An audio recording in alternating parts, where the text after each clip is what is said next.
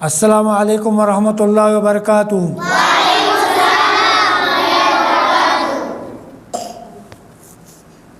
یہ بچے زیر تعلیم ہیں جامع مسجد فیضان اقصیٰ لال محمد بلوچ گوٹ۔ ان کو واعظ نصیحت بھی کرتے ہیں اور نمازیں بھی سکھاتے ہیں، پڑھاتے بھی ہیں۔ آج میں ان لوگوں کو واقعہ بتا رہا ہوں جو حضور صلی اللہ علیہ وسلم صلی اللہ تعالی علی محمد، حضور صلی اللہ علیہ وسلم اپنے صحابہ کے ساتھ بیٹھے ہوئے تھے اور بتا رہے تھے، فرما رہے تھے کہ پہلے وقتوں میں ایک بادشاہ تھا، وہ بادشاہ ظالم تھا، وہ جادو کے زور پہ چلتا تھا اور لوگوں کو اپنے سجدے کراتا تھا کہ اللہ میں ہوں، میرے کو مانو۔ جادوگر بوڑھا ہو گیا تھا۔ جادوگر بادشاہ کے پاس آیا کہ ایسا ایک لڑکا بھیجو جو تقریباً 9-10 سال کا یا 11 سال کا لڑکا بھیجو، میں ان کو جادو سکھاؤں گا تاکہ وہ آپ کے پاس وہی کام کرے، میں تو بوڑھا ہو گیا ہوں۔ بادشاہ نے ایک لڑکا بھیجا جادوگر کے پاس۔ جب یہ لڑکا جاتا تھا راستے میں تو جادوگر کا گھر جنگل میں تھا، وہ وہاں جادو کرتا تھا اور اس کو سکھاتا تھا۔ یہ روز صبح اپنے گھر سے نکل کر وہاں جادو سیکھنے جاتا اور واپسی میں اپنے گھر آتا۔ پھر ایک دن اس نے دوسرا راستہ اختیار کیا تھا جنگل سے۔ اس نے دیکھا ایک راہب بیٹھا ہوا ہے، یعنی جو اللہ کی دین کی پرچار کرنے والا، جیسے اللہ کی عبادت کرنے والا، اللہ کی راہ دکھانے والا، اس دور میں ان کو راہب کہا جاتا تھا۔ تو یہ اس کے دیکھا لوگ بہت جمع ہیں اس کے پاس، یہ بھی جا کے وہاں کھڑا ہوتا تھا، ان کی باتیں سنتا تھا۔ تو پھر آگے چلتا، وہاں جادوگر کے پاس جادو سیکھتا، واپسی میں اسی راستے میں ہوتا ہوا گھر جاتا۔ تو دوسرے دن بھی ایسے، تیسرے دن، پھر ایک دن اس نے پوچھا راہب نے، تم یہاں کہاں جا رہے ہو آگے؟ میرے پاس زیادہ دیر بیٹھو تاکہ آپ زیادہ علم سیکھو گے۔ وہ لڑکا کہنے لگا میں آگے جاتا ہوں، وہ بادشاہ نے مجھے بھیجا ہے، وہ جادوگر کے پاس جادو سیکھتا ہوں۔ اور راہب نے بولا یہ اللہ کی عبادت کرو، اللہ کی اطاعت کرو، اللہ ایک ہے، جادو والا کام گناہ ہے، یہ جہنم والا کام ہے، یہ یہاں میرے پاس بیٹھو سیکھو۔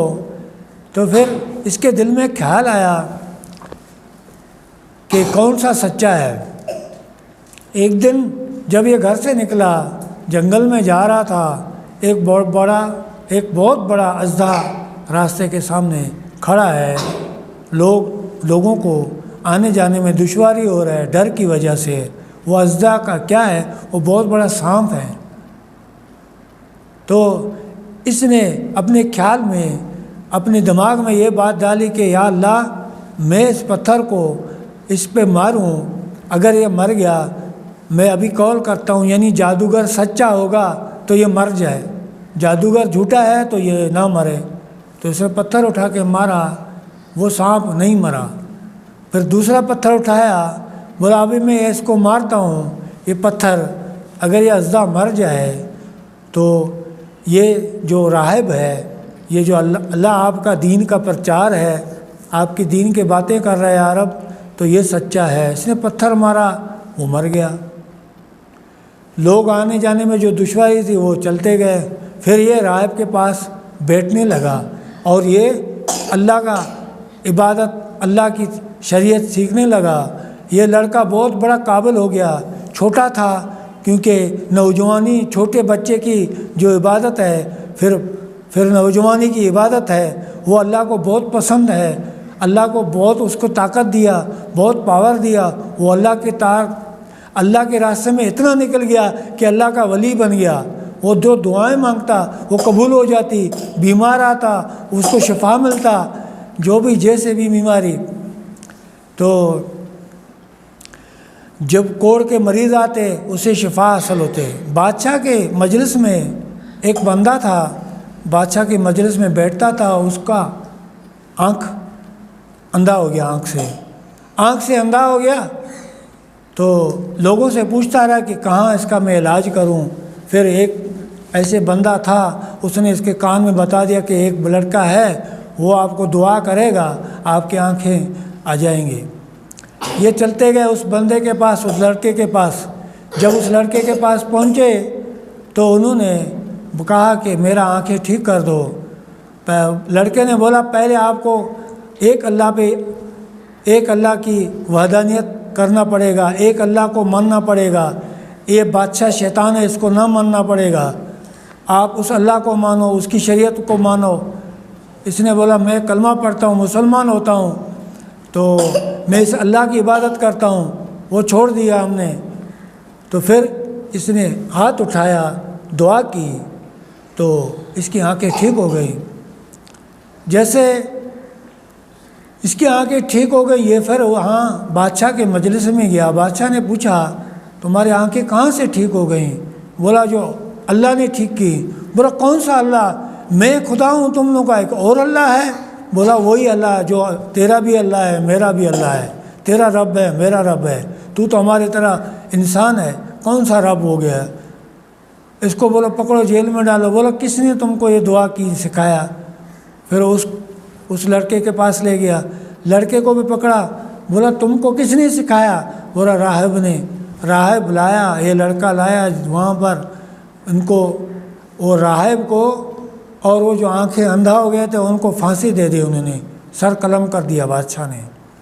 اور لڑکے کو بتایا اپنے فوج کو کہ ان کو لے جاؤ بڑے پہاڑ پہ لے جاؤ، وہاں سے پھینک دو تاکہ یہ مر جائے۔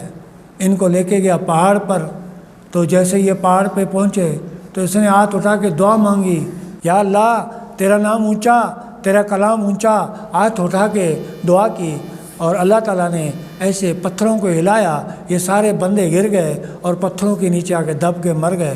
یہ لڑکا پھر بادشاہ کے پاس پہنچا تو بادشاہ نے بولا آ گئے، پہنچ گئے؟ بولا ہاں میرے اللہ نے مجھے بچا لیا۔ بولا اس کو اٹھاؤ، فوجیوں کو بولا دریا کے بیچ میں لے جاؤ، وہاں ان کو پانی میں پھینک دو۔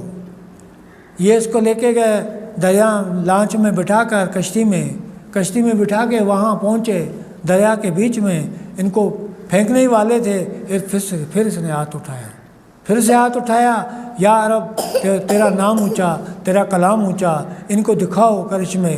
وہاں ایسے ہوا آئی، یہ شپ ٹوٹ گیا، یہ سارے آدمی مر گئے، یہ واپس ایک باہر پہنچ گیا، اللہ تعالیٰ نے اسے باہر پہنچایا۔ یہ پھر بادشاہ کے پاس پہنچا تو بادشاہ نے کہا تیرے کو اتنے بار ہم لے کے جا رہے ہیں، تو مرتا نہیں۔ بادشاہ کو بولا کہ میں ایسے مرتا ہوں، مجھے ایسے مارو، پہلے پورے مخلوق کو جمع کرو، جتنا مخلوق ہے ان کو ایک جگہ جمع کر کے پھر ایک تیر لے اور اللہ کا نام لے کے اس تیر پہ بولا اللہ ایک ہے اللہ، پھر اس تیر کو مارو، پھر مجھے لگے گا میں مر جاؤں گا۔ انہوں نے یہ تیر اٹھایا اور سیدھا کیا، اور لڑکے کے پورے بولا اللہ اس کو مار، اس نے پھینک دیا تیر، اس کو لگ گیا، لڑکا وہاں مر گیا۔